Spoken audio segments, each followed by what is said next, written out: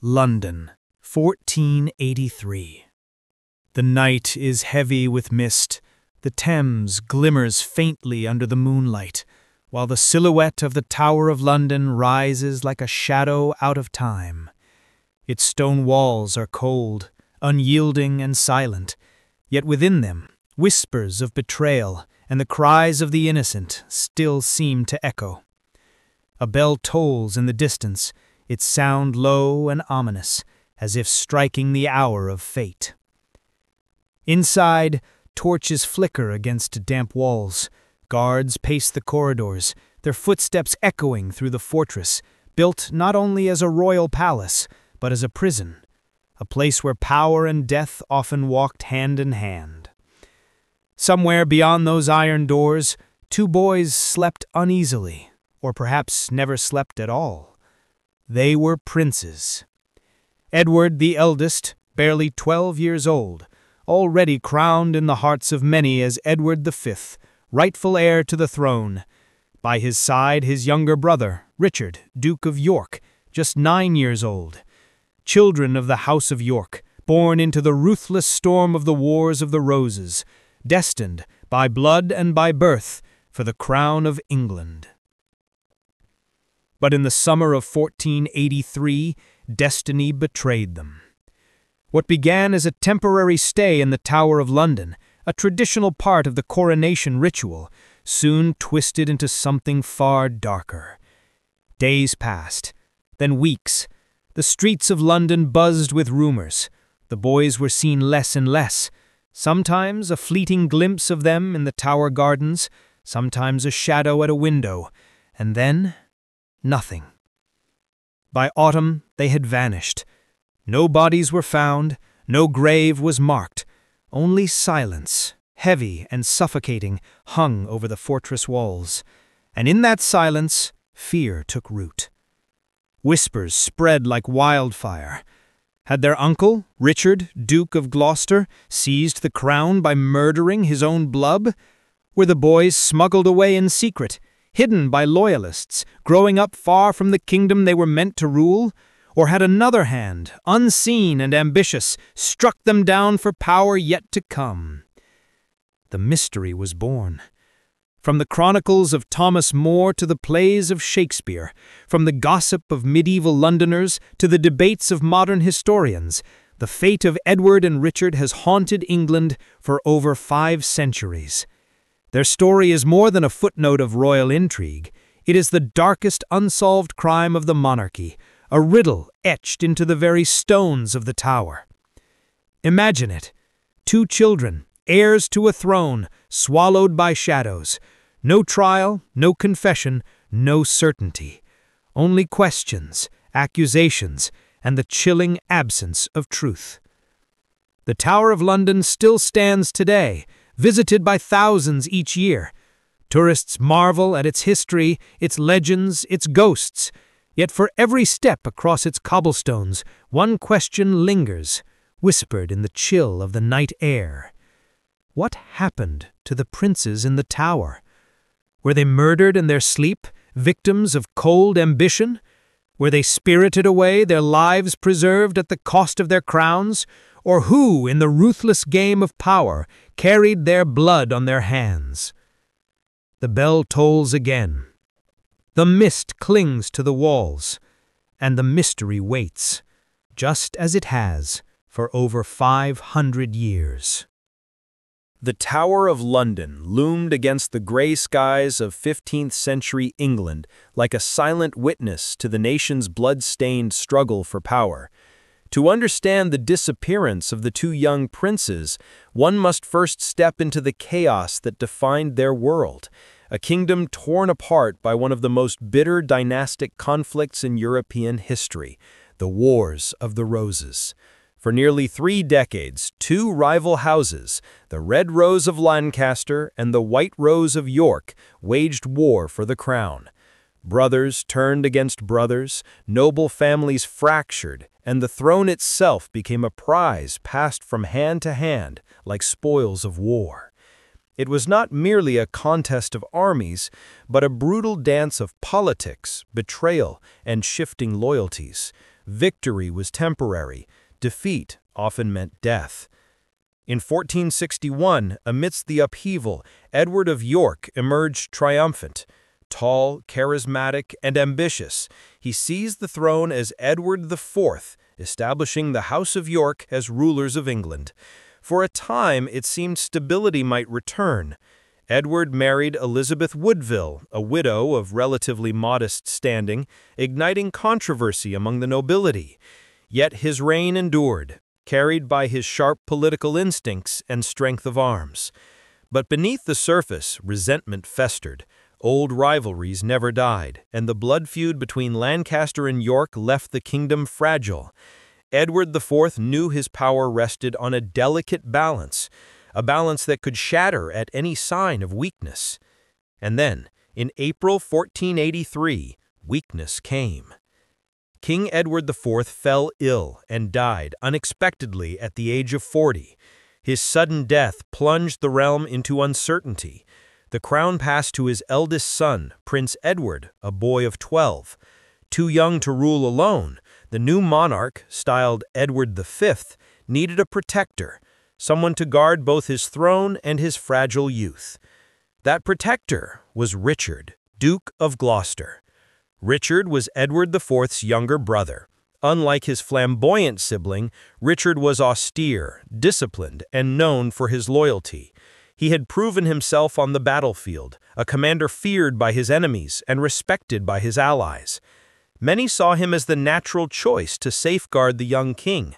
Yet Richard was also a man with ambitions, and in a kingdom where power was everything, trust was a fragile currency. From the moment Edward IV's death was announced, factions moved swiftly. The Woodville family, relatives of the Queen, sought to secure influence over the boy king. They arranged for Prince Edward to travel to London for his coronation, guarded by his maternal uncles. But Richard intercepted them on the road, asserting his authority as Lord Protector. The boy was escorted to London under Richard's control, a move that sent ripples of suspicion through the court.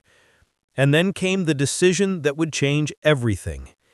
Edward V was placed in the Tower of London. To the people of the 15th century, this was not unusual.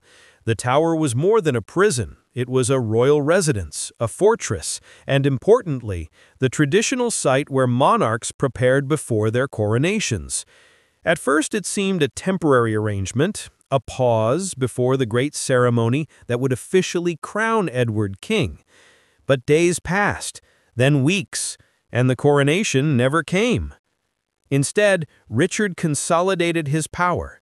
He surrounded himself with loyal nobles and dismissed the influence of the Woodvilles. Rumors began to stir that Edward IV's marriage to Elizabeth Woodville had been invalid, that their children were illegitimate. If true, young Edward and his brother Richard, Duke of York, had no rightful claim to the throne. Such whispers spread like wildfire, carefully nurtured by those who stood to benefit.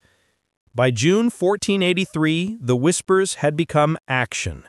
Parliament declared Edward IV's sons illegitimate. The crown was offered to Richard, Duke of Gloucester. He accepted, ascending as Richard III. For the young Edward V and his brother, it was the end of innocence. The two princes remained in the Tower.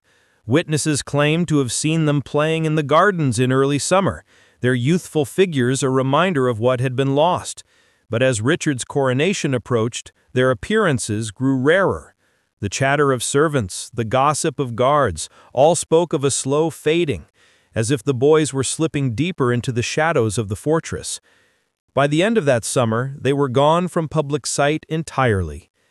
The coronation of Richard III was a dazzling affair, filled with pomp and ceremony, designed to project strength and legitimacy. But behind the gilded spectacle lingered the unspoken question: where were the rightful heirs? In the taverns of London, in the courts of Europe, and in the whispered prayers of the faithful, speculation abounded.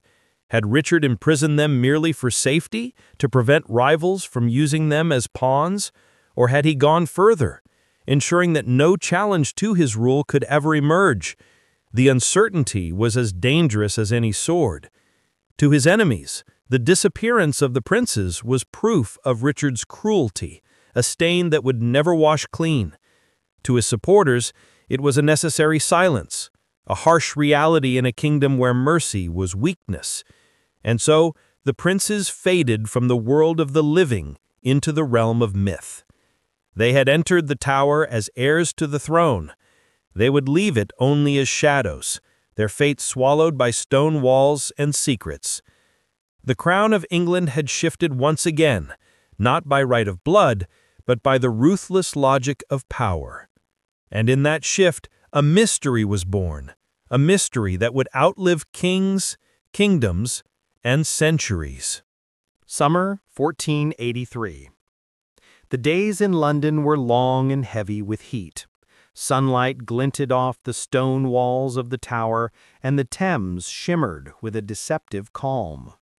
Within those fortress walls, two boys, Edward V and his younger brother Richard, Duke of York, were seen from time to time.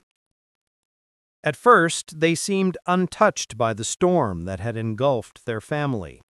Witnesses recalled seeing them in the tower's gardens, chasing each other with the careless joy only children possess. They laughed, they played, they clutched each other's hands.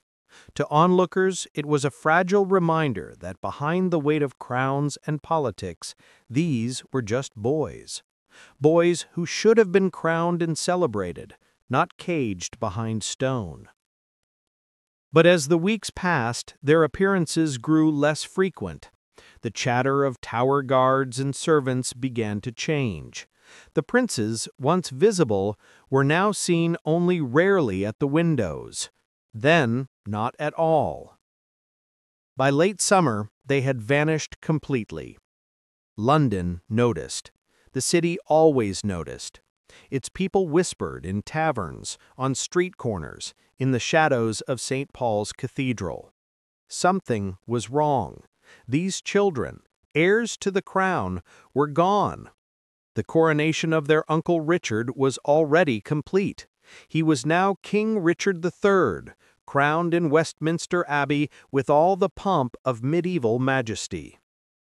But even amid his triumph, a dark question gnawed at the edges of every celebration. Where were the princes? The rumor spread like a sickness through the city. Richard had taken the crown, but to many it seemed impossible he could rule securely while his nephews lived. And so the whispers grew bolder. The boys were dead, smothered in their sleep, buried in secret, murdered on Richard's command. No one had seen the act. No body was displayed. But in an age when survival and power walked hand in hand with bloodshed, people needed no proof. The absence of the princes was damning enough. The first chroniclers of the age began to record the story. One of the most influential was Sir Thomas More, writing decades later under the reign of Henry VIII. In his account, the prince's fate was painted in chilling detail. More claimed that Richard, fearing plots against him, ordered their deaths. He named Sir James Tyrrell as the man who carried out the deed, smothering the boys with pillows in their sleep. According to More, their small bodies were buried beneath a staircase within the tower itself, hidden away like shameful secrets. The story was powerful, too powerful to be ignored. Though More's account was written years after the events and with the political climate firmly against Richard's memory, it shaped the way generations would view the missing princes. Then came the playwright who would immortalize the tale forever, William Shakespeare. In his great tragedy, Richard III, written more than a century after the boys disappeared, Shakespeare transformed Richard into the very embodiment of ruthless ambition. Hunched, scheming, hungry for power at any cost, Shakespeare's Richard arranges the murder of his nephews with cold indifference. The scene in which the princes are led to their deaths is staged as a moment of horror, not only for the characters on stage, but for the audience itself. an unforgettable act of betrayal. Shakespeare's play was not history, but drama, yet its impact was profound. For centuries, people did not see Richard III as a complex figure caught in dynastic war. They saw him through Shakespeare's eyes, a villain, a usurper, a child murderer. But what truly happened in the summer of 1483 remains hidden behind those ancient walls. Some accounts suggest the princes might have lived for months, perhaps longer, before their fate was sealed. Others whisper of secret rescues, of boys spirited away in the night to live in hiding. The lack of definitive evidence left space for speculation, but the silence itself was damning. What is known is that after July 1483, the princes were never seen in public. No official record mentions them. No chronicler of Richard's reign describes their lives. Their existence simply ceases, as though erased from the kingdom's memory. And yet, in that absence, they became haunting presences. To Richard's enemies, the princes were martyrs. Their ghostly absence was used as a weapon against him. The Tudors, who would seize the crown 2 years later, had every reason to encourage the tale of Richard as a child slayer, blackening his name to justify their own rule. But to the common people of London, the story was more than politics. It was personal. They had glimpsed the boys in the Tower, had seen them smile, had pitied their youth. Their disappearance left a wound, a story told from parent to child, a mystery that wrapped itself into the very fabric of English history. Imagine the Tower on a silent evening that summer. The torches flicker against stone walls. The courtyard lies empty where once children's laughter rang. Somewhere behind barred windows, 2 small figures lie awake in the dark, whispering to each other, frightened, unsure of what tomorrow will bring. And then, silence. The silence that would echo through the centuries. From that silence grew one of the most enduring mysteries of the monarchy. Did Richard III order the deaths of his nephews to secure his crown? Or did events conspire differently? Perhaps the boys lived, hidden or exiled, their fates lost to time. What is certain is this. In the summer of 1483, 2 princes vanished, and England would never forget. This disappearance was not just a family tragedy, it was a turning point in history. For the crown Richard wore was stained not only with suspicion, but with the whispers of child murder. And though he would rule for just 2 short years, those whispers would outlive him. The fate of the princes was never officially revealed, yet their absence became Richard's shadow, haunting his reign, fueling rebellion, and ensuring that when he fell at the Battle of Bosworth, the world cheered the end of a tyrant. Or at least the tyrant Shakespeare had taught them to see. The Tower had swallowed the boys, and England demanded a culprit. In a world ruled by dynastic logic, motive was never hard to find. Power, after all, is an appetite that drives men to desperate acts. Yet motive alone does not make a crime. We must look for opportunity, means, and evidence. When we do, 3 names rise above the others: Richard, Duke of Gloucester, Henry Tudor, and the Duke of Buckingham, each with reason to benefit, each tangled in a different web of possibility. Richard, Duke of Gloucester, the obvious suspect. To most contemporaries and to generations that followed, Richard III was the natural suspect. He had the cleanest motive of all. Remove the rightful heir and the path to the throne clears. He had the means, authority, soldiers, and immediate control of the Tower after Edward IV's death. And he had opportunity. The princes were in his custody. The basic ingredients for a decisive, ruthless act were all present. Contemporary rumor and later chroniclers cast Richard as the archetypal usurper. Tudor-era writers, most famously Sir Thomas More and later William Shakespeare, gave the world a vivid portrait of Richard as a calculating murderer who arranged for the boys to be smothered in their beds and secretly buried inside the tower. Thomas More, writing under Tudor patronage, named Sir James Tyrrell as the executor of Richard's orders. Shakespeare dramatized that account and fixed Richard's image as child killer in the English imagination for centuries. But the case against Richard is not airtight. There is a striking lack of direct contemporary proof. No court confession, no eyewitness account written at the time, no trial record. Much of the incriminating testimony comes from sources aligned with the Tudor dynasty, which had powerful reasons to demonize Richard and legitimize Henry VII's reign. Critics of the Richard did it thesis point out that a king so recently installed and precarious in his legitimacy would risk everything by ordering the murder of heirs whose disappearance could, and did, provoke widespread outrage. Would a ruler needing to consolidate support really commit such an act so transparently? Some historians answer yes, others suspect the evidence is circumstantial and filtered through hostile memories. Henry Tudor, Henry VII, motive after the fact. Henry Tudor's claim to the throne was tenuous before Bosworth. His power derived from defeating Richard. On the surface, then, Henry had an odd relationship to the prince's fate. If they lived, they could have posed ongoing dynastic threats to his new dynasty. That produces a motive: remove rival claimants to secure his rule. But did Henry have the opportunity or inclination to do so? One strand of speculation suggests that if the princes were alive when Bosworth occurred, Henry might have chosen to eliminate them afterward rather than risk uprisings against his claim. The Tudors had shown a pragmatic streak with enemies. Political expediency sometimes overrode sentiment. In that light, it is conceivable that Henry or his agents might quietly dispose of the pretenders to make the dynasty secure. However, this theory runs aground on practical and evidentiary problems.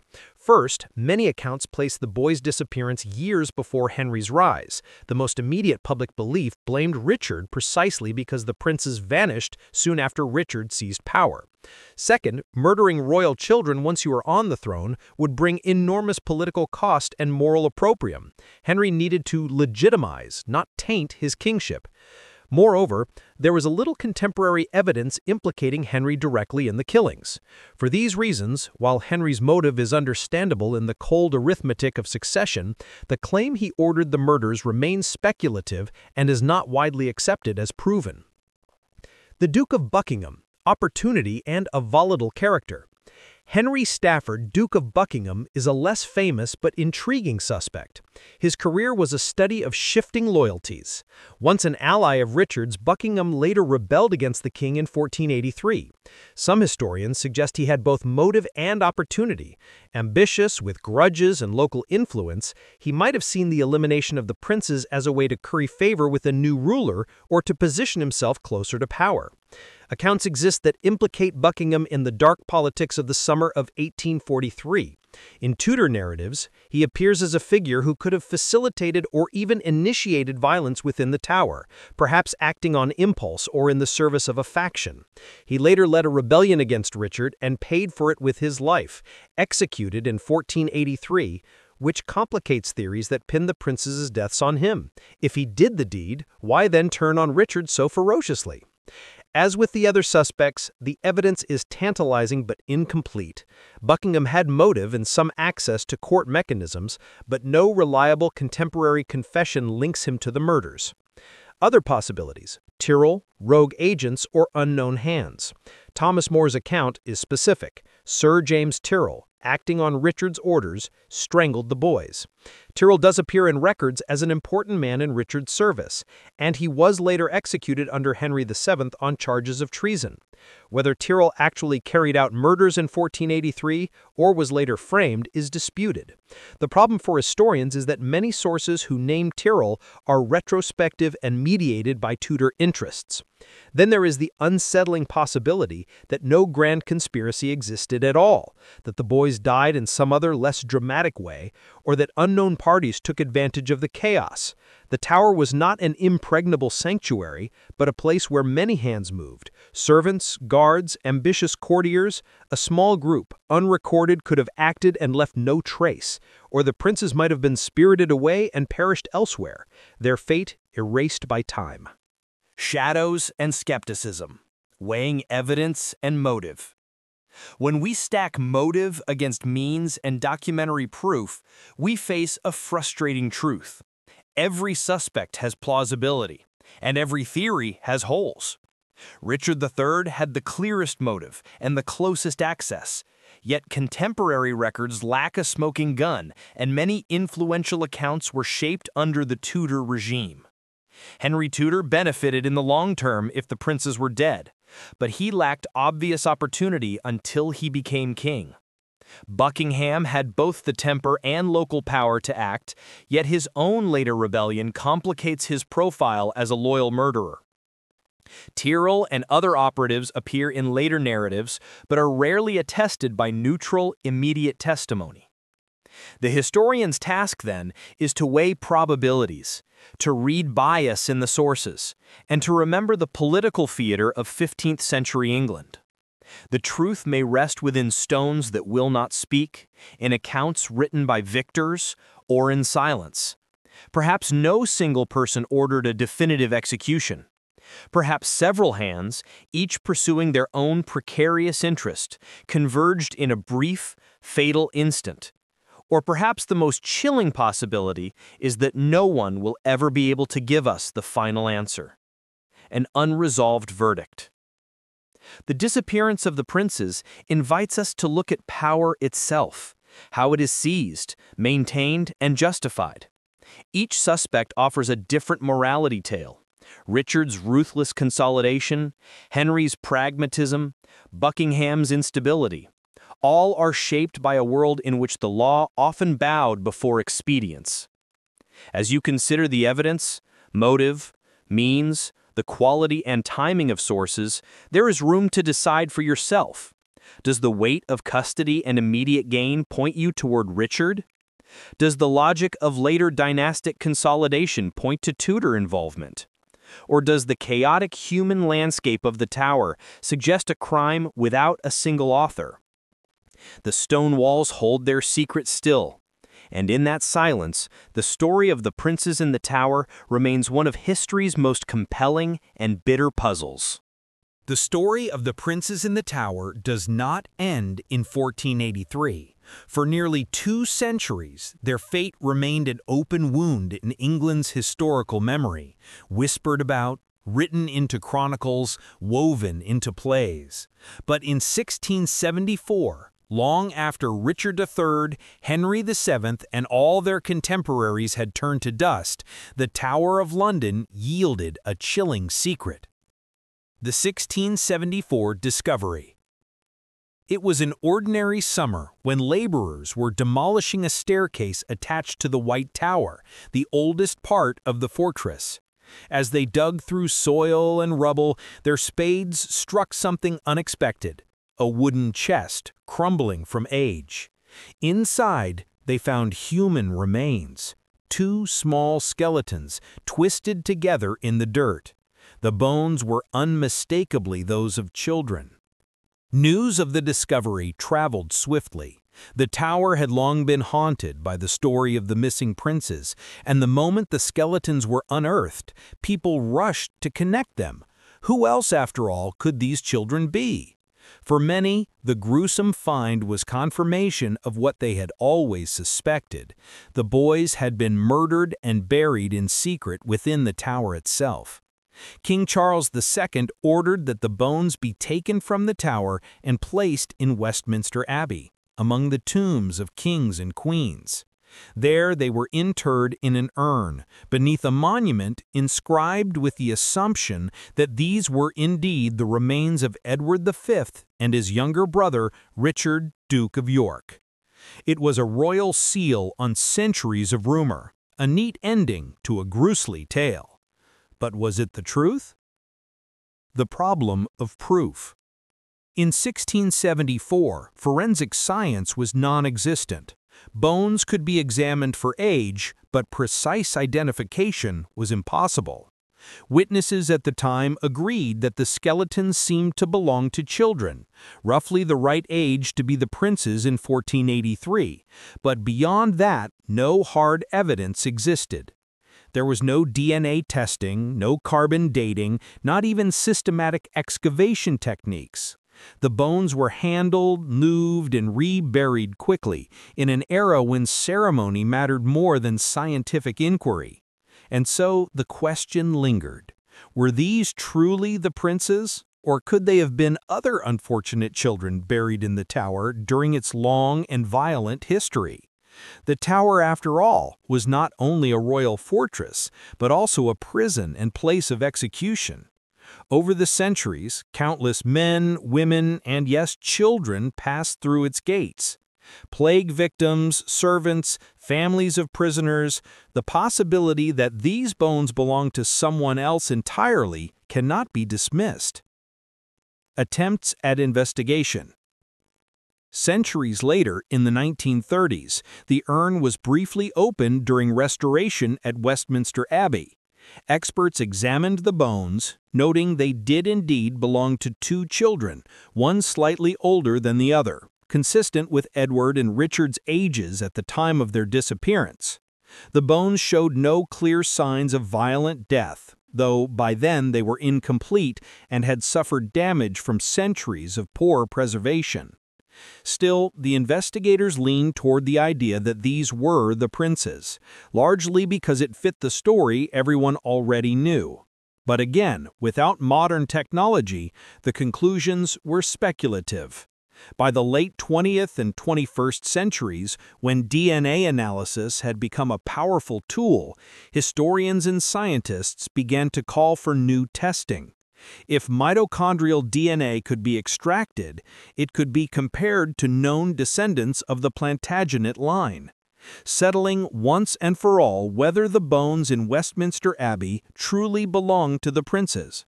But the Abbey has consistently refused to allow such testing, citing respect for the dead and the sanctity of the royal tombs.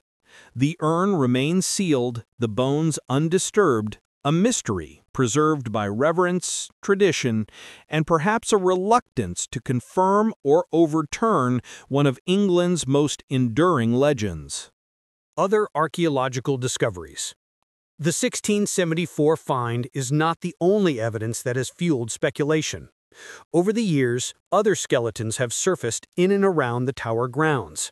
In 1789, during building work near the tower, more bones of children were discovered, sparking another round of gossip that perhaps these, not the earlier remains, belonged to the princes. Again, no definitive proof was offered, and the remains were quietly reburied elsewhere. The very abundance of human remains around the tower complicates the story. The fortress has stood for nearly 1,000 years, a place of sieges, executions, imprisonment, and plague outbreaks. Graves were often shallow, records incomplete. To discover bones within its grounds is unsurprising. To prove that any particular set of bones belonged to two royal boys who vanished in the 15th century is another matter entirely. Bones as political symbols. What is striking is how quickly bones become symbols. In 1674, the discovery seemed to validate the popular belief that Richard III was guilty. It confirmed the Tudor narrative, enshrined in More's writings and Shakespeare's plays, that Richard had smothered his nephews and buried them in secrecy.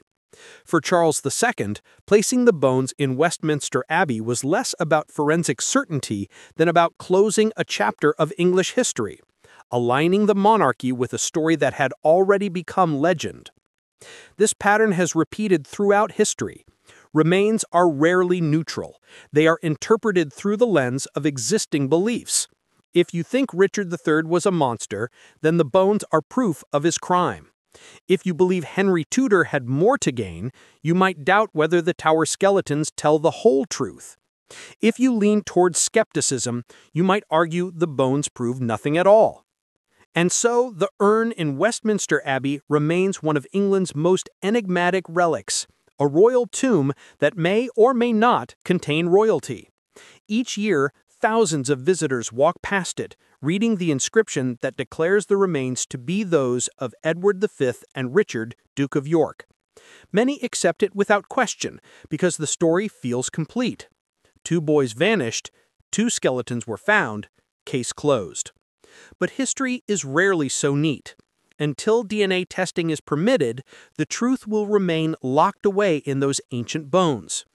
The reluctance to investigate further speaks volumes about how deeply myth and memory are entwined with national identity.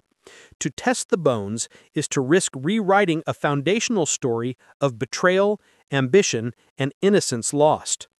An unsolved mystery preserved in stone and silence. What the bones represent, more than anything, is the yearning for closure. The disappearance of the princes is unbearable precisely because it lacks an ending. The skeletons discovered in 1674 provided one, imperfect, unproven, but emotionally satisfying. They gave people something to point to grieve over, to inscribe into the national memory. Yet, like the tower itself, the bones are shrouded in shadows.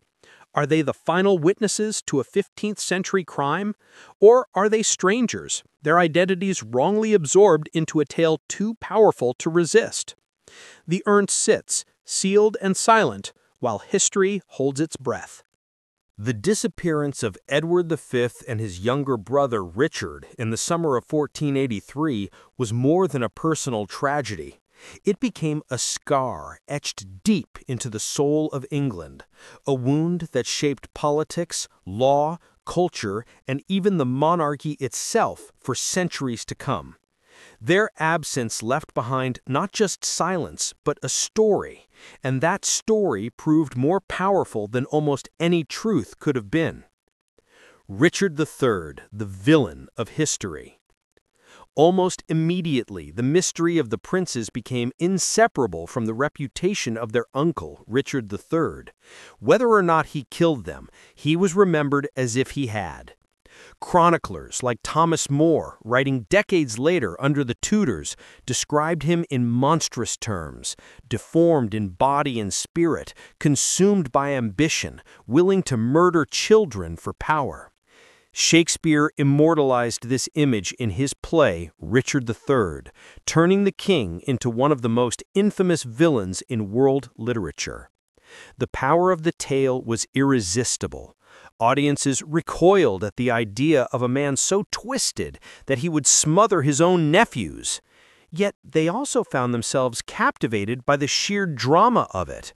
Richard became less a historical figure and more a cautionary archetype, the usurper, the tyrant, the uncle who betrayed blood and innocence alike. This villainous image served the Tudors well. Henry VII, who defeated Richard at Bosworth in 1485, inherited a fragile throne. By allowing Richard to be painted as the murderer of children, Henry's own rule seemed justified, not merely another usurpation, but the restoration of justice. The prince's disappearance thus helped legitimize the Tudor dynasty, anchoring it in a moral narrative as much as a political one. A mystery woven into law and governance. The shadow of the princes also left its mark on English law and governance. Their disappearance underscored the dangers of succession disputes and the instability of child kings. Edward V, after all, had been a boy of 12, poised to inherit a throne in a time of factional rivalry. His youth made him vulnerable, a pawn in the games of more ruthless men. In later centuries, English monarchs and lawmakers became increasingly cautious about protecting heirs and securing the line of succession. The very memory of what had happened in 1483 lingered as a silent warning. Allow ambiguity and blood will be spilled. This anxiety about succession shaped everything from the careful planning of regencies to the elaborate coronation rituals meant to cement legitimacy. In a sense, the vanished princes changed the monarchy by never ruling. Their absence served as proof of the perils of instability and ensured that future monarchs would go to great lengths to avoid the same fate. A story that haunted the monarchy. For centuries, the mystery never quite let go of the crown itself. Kings and queens who visited the Tower of London could not ignore the whispers that echoed through its stones.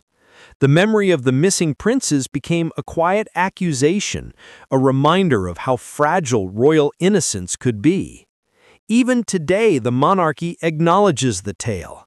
The urn at Westminster Abbey remains a royal memorial, its inscription naming Edward and Richard, though the science remains unproven. By preserving it, the monarchy embraces not only the memory of two lost children, but also the narrative that has haunted its history. It is telling that no monarch has pushed for DNA testing. Perhaps they fear the answer might unsettle the carefully balanced weight of history and tradition, for in some ways, the uncertainty itself has become part of the monarchy's story, a myth as enduring as the crown. The cultural afterlife. Beyond politics, the prince's disappearance seeped into culture.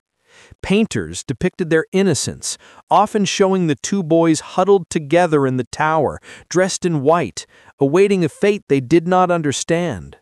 Writers turned them into martyrs, symbols of purity destroyed by corruption. Shakespeare's version of Richard III made their story part of the world's collective imagination, ensuring that even audiences far removed from England's history knew of the princes in the Tower. Centuries later, novels, poems, and even films continued to retell the tale, each time shaping it to reflect contemporary fears and fascinations. The mystery became a mirror. For some, it reflected tyranny. For others, betrayal. For still others, the tragedy of lost childhood. As like all enduring legends, it adapted to whatever lesson a generation wished to draw from it. History's fascination with innocence lost. Part of the enduring power of the story lies in its raw, emotional core. These were not soldiers cut down in battle, nor kings toppled in rebellion. They were children. Their innocence magnifies the crime, whether it was real or imagined. A murdered king may be pitied or condemned, but murdered children evoke horror, sympathy, and outrage in equal measure. And because their fate was never fully proven, their innocence lingers, untarnished. In death or disappearance, they became symbols larger than life.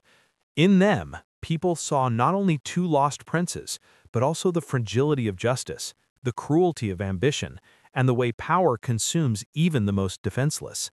A story without an ending. The legacy of the princes is, above all, a legacy of questions. Each generation has tried to solve the mystery, to name the culprit, to close the case.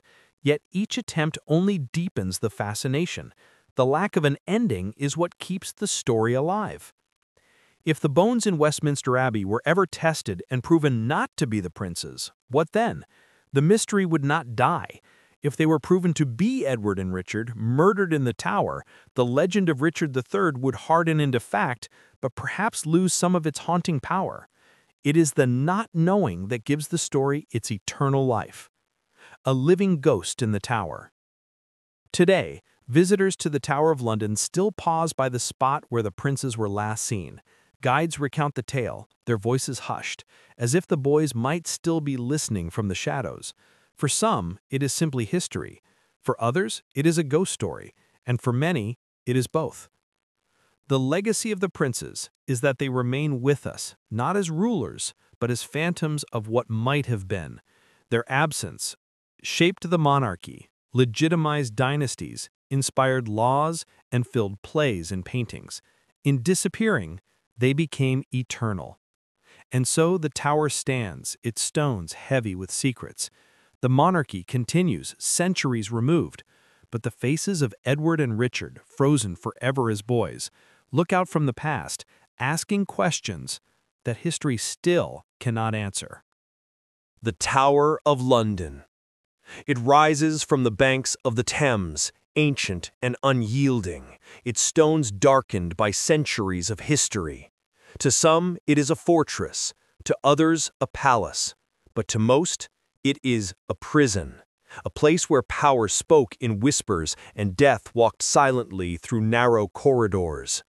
Many who entered the tower did so with trembling steps, never to emerge again. Kings, queens, traitors, rebels, all left their shadows etched into its walls. But among all its countless tragedies, none is more haunting, more unforgettable than the story of the two lost princes. Innocence swallowed by power.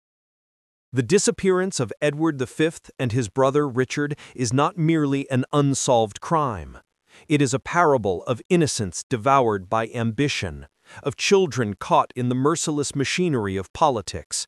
In their faces, history sees not schemers or warriors, but boys, heirs to a throne they would never touch, lives cut short not by fate, but by human hands. Their story forces us to confront a truth that history rarely admits. Power spares no one, not even children. Thrones are built not only on bloodlines, but also on blood spilled, and the tower remains the silent witness to that cruel reality. Legends heavier than truth.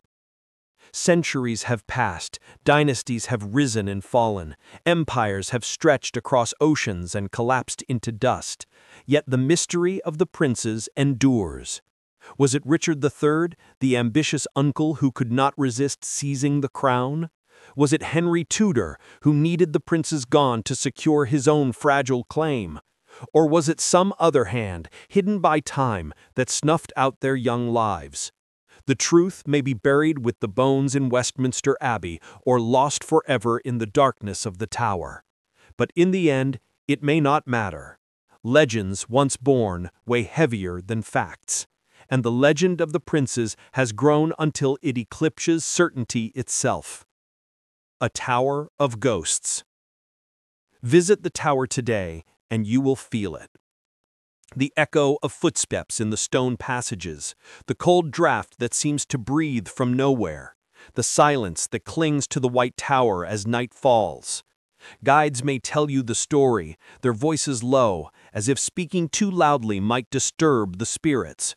Some swear they have seen the princes' pale figures by the stairwells, dressed in white, clutching each other's hands. Others say the tower hums with their absence, that the walls themselves still remember.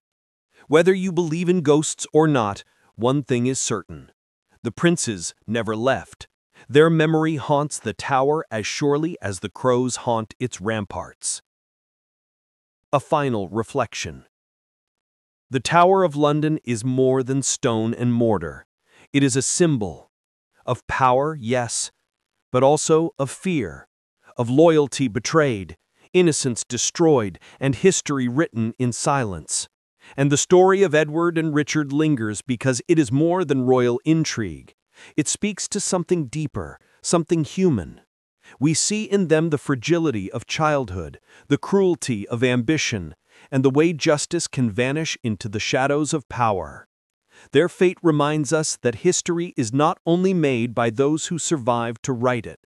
Sometimes it is written most powerfully by those who vanish, leaving only questions and a silence that screams louder than truth.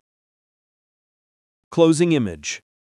So when you look at the tower against the London night, lit by the pale glow of the moon, remember, it is not only a monument of kings and conquests, it is also a tomb of mysteries, a place where voices once bright with laughter were swallowed by the dark. The two young princes walked its courtyards once. They laughed, they played, they dreamed of the crowns that would one day sit upon their brows. And then they were gone.